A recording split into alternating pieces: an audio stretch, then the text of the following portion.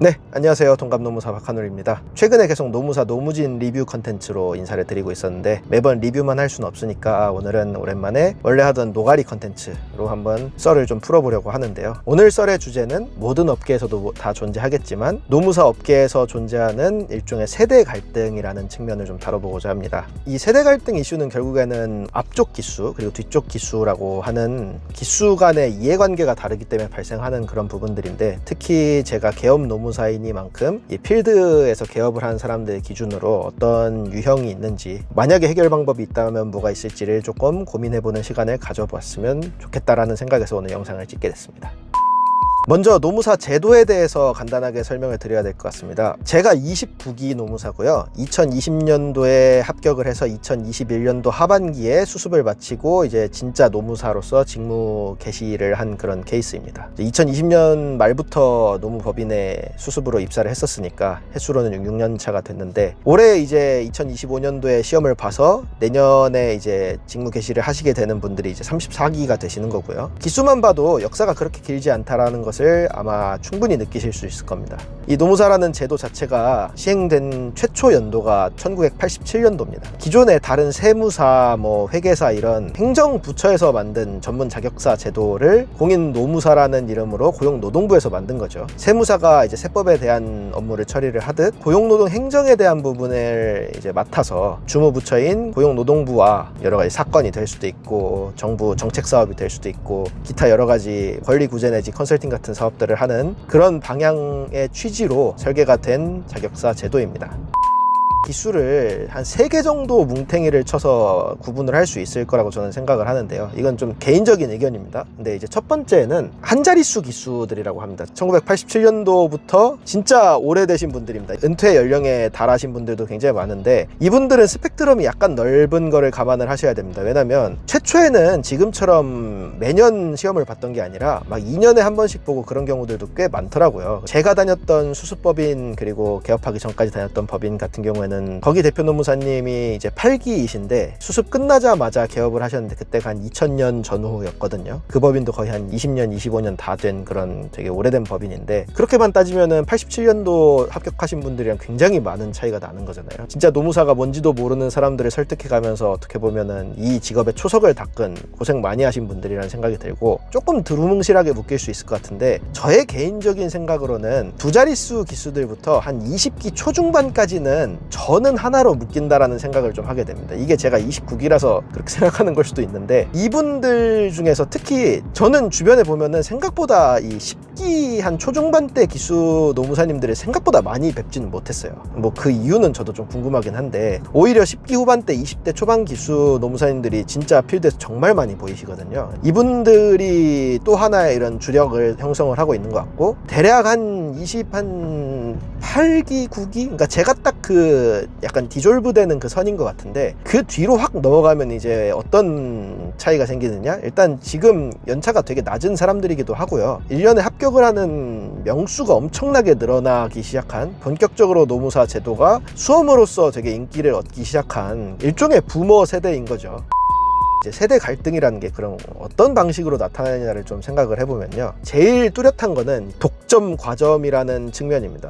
이게 법적으로 잘못됐다는 말씀을 드리는 건 아니고 세월에 따라서 당연히 그렇게 발생을 하는 건데, 노무사 업계가 로펌이나 회계법인처럼 진짜 몇 개가 독식을 하는 구조는 전혀 아닙니다. 하지만 그럼에도 불구하고 우리가 대형 노무법인이라고 하는 곳들은 분명히 존재를 해요. 누구나 아마 한 5개, 10개 정도 꼽을 수 있을 거라고 생각을 하는데, 이제 그 법인을 운영을 하시는 대부분의 경우는 이제 대표님들이 다 한 자릿수 기수대 분들이에요. 너무 당연한 결과라고 저는 생각을 합니다. 왜냐면 그 세월 동안 만들어온 노하우가 될 수도 있고 고객사가 될 수도 있고 눈에 보이지 않는 그런 재화들이 있는 거잖아요. 선배 기수들이 일궈놓은 굉장히 좀 전통이 있는 법인들이 노무사 업계를 리딩해 나가는 건 어떻게 보면 되게 당연한 결과라고 생각을 합니다. 근데 이제 다만 노무사들이 일반적으로 하는 업무라고 생각을 하면은 자문, 아웃소싱이 될 수도 있고요. 컨설팅, 사건 이런 부분들인데, 이 중에 한 4건 정도 제외하면은 적어도 기업을 상대로 하는 흔히 말하는 조금 더 고정적이고 큰 돈이 될 수 있는 부분들 같은 경우에는 당연한 얘기지만 그 법인들이 웬만한 파일을 점유하고 있다라고 해도 과언이 아닙니다. 특히 특히 자문시장 같은 경우에는 공공기관이나 대기업이나 이런 곳들은 대형 법인들에서 다 가져가 있는 상태고, 저 같은 이제 뒤쪽 기수들이 그걸 가져가는 건 당연히 거의 불가능에 가깝습니다. 저희는 당연히 경력과 경험도 없고 지식적인 부분에서도 오랜 선배 기수들보다 뭐 뛰어나다라는 보장도 없고, 보통 오히려 거꾸로잖아요. 그럼 이제 뒤쪽 기수가 할 수 있는 방법은 하나밖에 안 남습니다. 엄청나게 싸게 가져오는 것. 흔히 말하는 가격 정책이라는 측면에서도 사실 당연하게 질 수밖에 없는 이유 중에 하나는, 가격 정책을 하려면 결국에는 뭐 자기가 덜 먹든지 규모의 경제를 할 수 있든지 둘 중에 하나가 돼야 되는데, 자기가 덜 먹든지는 한계가 있습니다. 지금 이미 노무사 시장 단가가 굉장히 많이 박살이 나 있는 상태라, 특히 노무사처럼 오토를 돌리기도 어렵고 사람 대 사람으로 마주하면서 일을 많이 해야 되는 업무의 특성상 내 인건비 뽑으려면 최소 단가라는 게 분명히 존재한단 말이에요. 그래서 그거는 거의 불가능에 가까운 거고요. 그럼 이제 규모의 경제를 해야 되는데 이건 더 불가능에 가깝다고 생각합니다. 이미 프로그램화 돼서 그런 부분들이 이미 다 준비가 되어 있는 상황인 거고, 프로그램 개발할 때는 또 비용이 안 드나요? 그런 개발 비용을 또 뽑아내기 위해서는 엄청나게 많은 시간이 걸리고, 이런 것까지 감안을 했을 때 뒤쪽 기수들이 서비스에 접근하는 것들이 굉장히 많이 제한되는 거는 당연한 사실이고, 빨리 안 딴 사람들의 어떻게 보면 죄 업보 같은 것들이 아닐까라고 저는 생각을 좀 해보게 됩니다.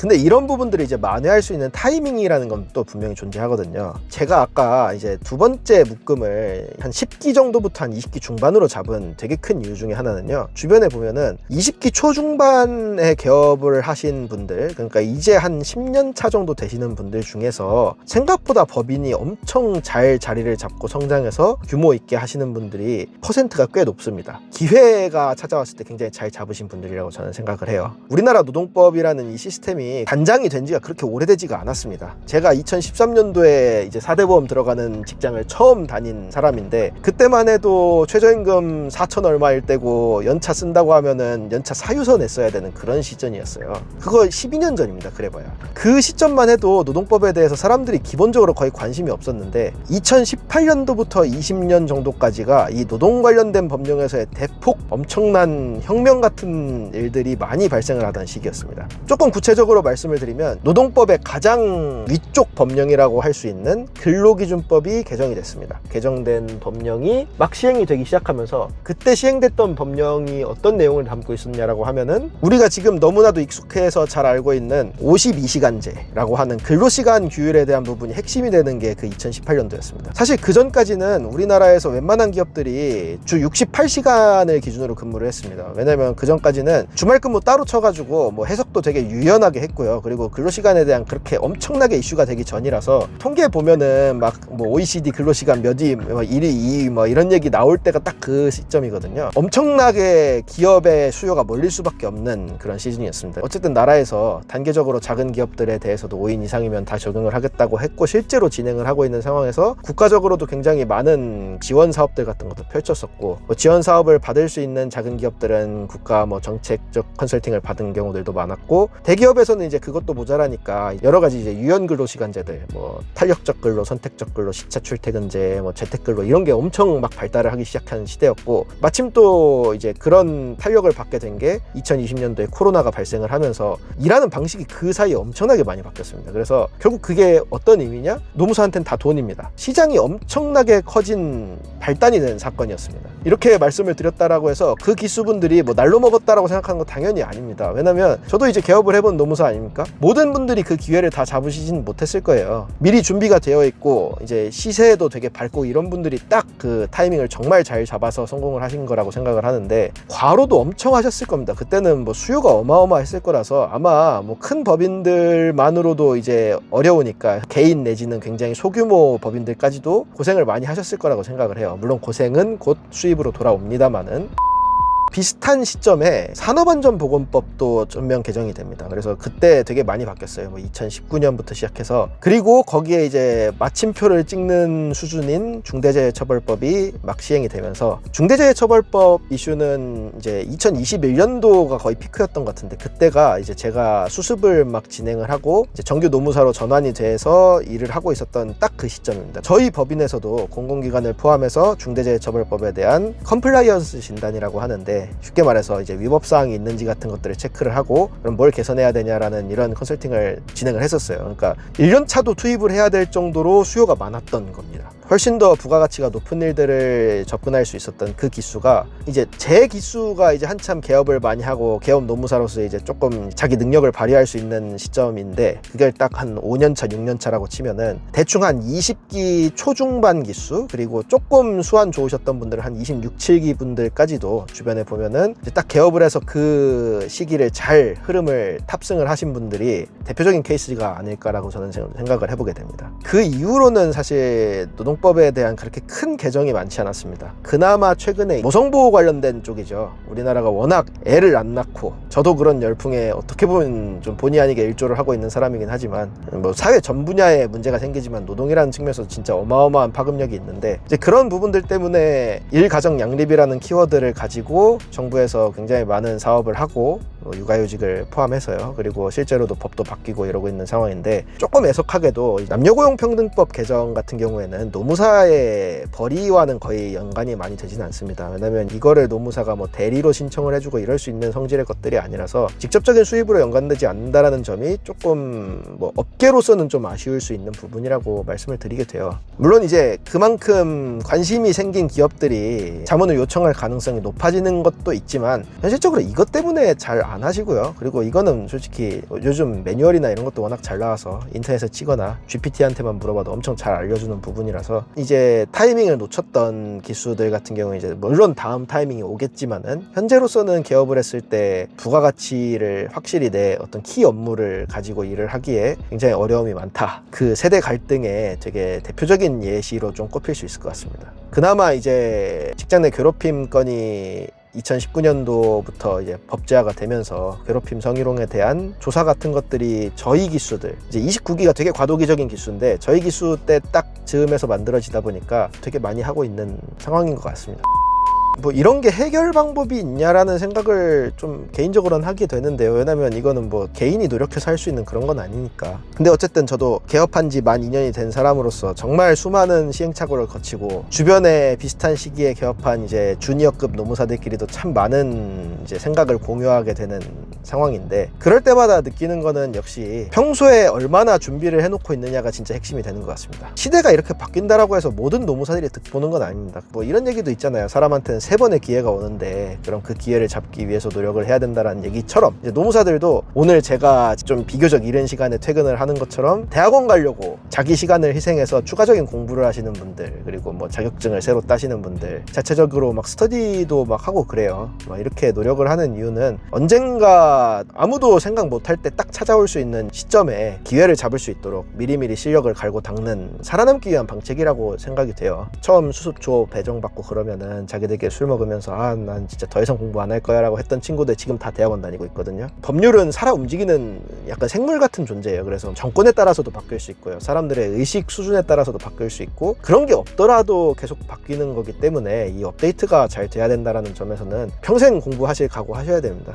60이든 70이든 뭐 본인이 직접 연차 개수까지야 당연히 안 세시겠지만 그 큰 흐름에 대해서는 다 잡고 자기가 진단하고 대체 방안을 마련할 수 있는 그런 능력이 항상 갖춰져 있어야 됨을 전제로 하기 때문에 이 자격증이 주는 장점만큼이나 굴레 같은 거죠. 두 번째는, 저는 이제 노무사에 특히 좀 한정해서 생각한 건 중에 하나는, 저희 기수에서 저만큼 정부 사업 많이 하는 사람 없다라고 늘 말씀드리잖아요. 저는 이건 항상 일종의 제 프라이드에 가까운 일인데, 시장 논리에만 맡겨서는 방법이 없어요. 노동법이 애초에 제정된 이유가 사각지대 같은 데 있는 분들에 대한 지원을 하기 위해서 존재하는 되게 사회법적인 성격이 되게 강하다라고 저는 항상 생각을 하는데, 정부에서 하는 사업들이 정말 많습니다. 뭐 아까 말씀드렸던 정부 차원의 부처에서 하는 컨설팅들, 그리고 공단에서 하는 수많은 보조금 지원 사업이 될 수도 있고 교육 사업이 될 수도 있고, 이런 것들이 결국에는 다 일종의 국가의 세금 내지는 고용보험이라는 재원을 통해서 시행이 되고 있는 것들이거든요. 그런 쪽에서 활동을 하고 있는 노무사님들도 이미 정말 많으신데, 앞으로 노동은 영원히 사유제가 되긴 좀 어려울 거라고 생각합니다. 특히 우리나라 같은 특성에서는요. 미국이 특이한 거지, 일반적으로 노동은 유럽 국가들만 봐도 이렇게 시장 논리에만 맡기는 있는 경우들이 많지가 않아요. 오히려 정부에서 적극적으로 개입을 하는 측면이 더 강하기 때문에 앞으로도 이런 정부 사업 같은 거에 얼마나 귀를 잘 열어놓고 법이 바뀌지 않더라도 정부 정책이 바뀌어서 원래 없던 어떤 뭐 컨설팅이든 지원금 사업이든 이런 것들이 시행이 됐을 때 컨설턴트로서 참여를 하든 자문 기업들에게 그런 정보를 구체적으로 제공을 하면서 혜택을 주는 방향으로 가져가든 이용하는 건 또 자기 깜냥입니다. 그런 부분들을 특히 젊은 노무사들이 빨리빨리 캐치를 해야 될 거라는 생각을 좀 하게 되고요.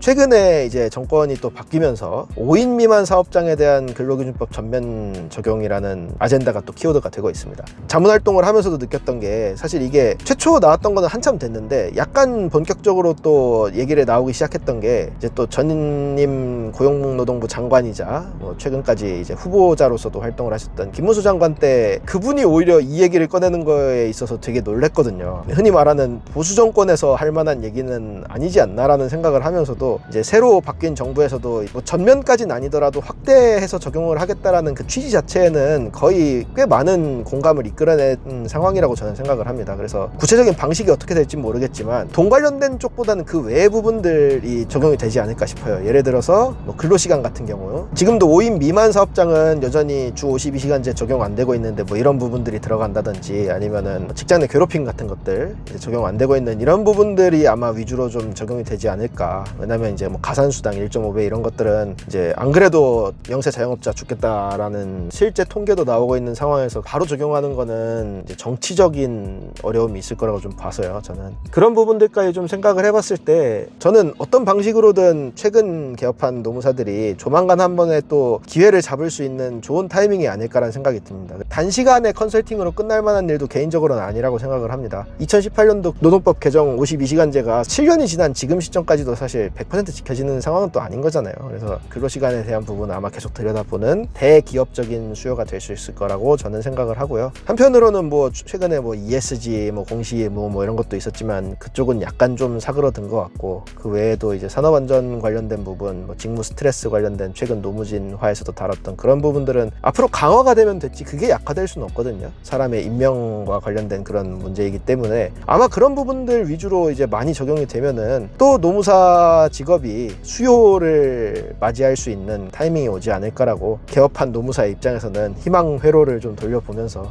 언젠가 저도 그 기류에서 한번 작년 연말처럼 아 진짜 일하다 죽겠다라는 생각 한 번 더 해볼 수 있었으면 그런 생각을 좀 해보게 됩니다. 여러 가지 얘기를 하다가 굉장히 많이 길어졌는데 이런 부분들을 감안하면서 현직 노무사님들이 되시든 직업에 관심을 가지고 들어오시려는 분들도 이런 환경적인 부분도 충분히 한번 고민을 해보셨으면 좋겠습니다. 지금까지 동갑노무사 박한울이었습니다. 감사합니다.